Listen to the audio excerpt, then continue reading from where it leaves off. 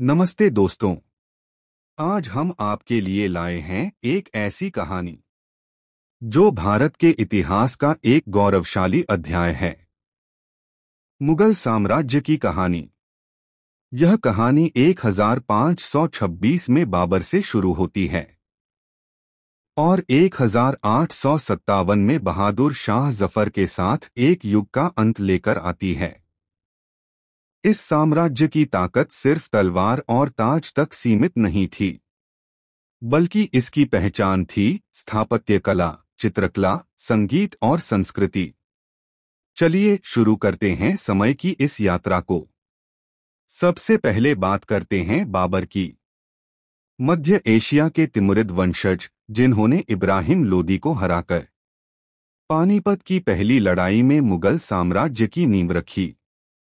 तोपखानों और बारूद का इस्तेमाल उस दौर में एक क्रांति थी और यहीं से शुरू होती है इस महान गाथा की पहली परत। बाबर के बाद आए हुमायूं, जिनका शासन अस्थिर रहा।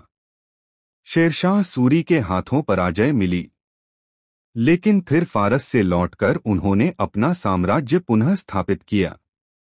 फिर मंच संभाला एक ऐसे शासक ने जिसे आज भी महान अकबर के नाम से जाना जाता है। अकबर ने न सिर्फ युद्ध में विजय प्राप्त की, बल्कि उन्होंने शासन व्यवस्था, धर्मनिरपेक्षता और जनहित के सिद्धांतों पर एक सशक्त शासन तंत्र खड़ा किया। जजिया कर को समाप्त करना, राजपूतों से गठबंधन और फतेहपुर सीकरी जैसी स्थापत्य कृतियां, इन सभी ने उन्हें एक दूरदर्शी शासक बनाया। जहांगीर ने इस विरासत को आगे बढ़ाया। न्यायप्रिय कला संरक्षक और नूरजहां के साथ एक साझा शासन का उदाहरण। शाहजहां का युग आया, जिसे हम वास्तुकला के स्वर्ण युग के रूप में जानते हैं। ताजमहल प्रेम का अमर प्रतीक, लाल किला और जामा मस्जिद जैसे भव्य निर्माण आज भी मुगल शैली की गौरवगाथा सुनाते हैं। लेकिन इसके बाद आता है वह शासक जिसके नाम पर इतिहास में सबसे अधिक बहस होती है, औरंगजेब। वह एक कुशल सेनापति और प्रशासक था, लेकिन उसकी धार्मिक नीतियों ने साम्राज्य की एकता को चुनौती दी। मराठों का विद्रोह, दक्कन में लंबे युद्ध और अंततः प्रशासनिक थकावट, यहीं से मुगल साम्राज्य की गिरावट शुरू हुई। धीरे धीरे क्षेत्रीय ताकतें उभरने लगीं। मराठे, सिख नवाब और ब्रिटिश ईस्ट इंडिया कंपनी।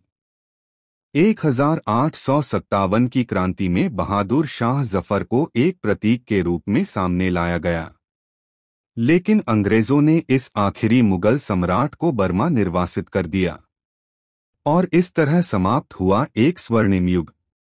मगर मुगल सिर्फ इतिहास नहीं हैं, वे आज भी हमारे स्मृति चिन्हों, स्थापत्य कृतियों, भाषा, संगीत, भोजन और रोजमर्रा की संस्कृति में जीवित हैं। ताजमहल की दीवारों से लेकर उर्दू शायरी के हर मिसरे तक मुगल छवि अब भी हमारे साथ सांस ले रही है। तो यह थी मुगल साम्राज्य की कहानी, एक शौर्य, कला और विरासत से भरी हुई यात्रा। आशा है इस कहानी ने आपको समय के उस दौर से जोड़ा होगा जहां इतिहास जिया जाता था, सिर्फ लिखा नहीं जाता था। धन्यवाद। फिर एक नई कहानी सुनने के लिए हमारे चैनल को सब्सक्राइब कीजिए।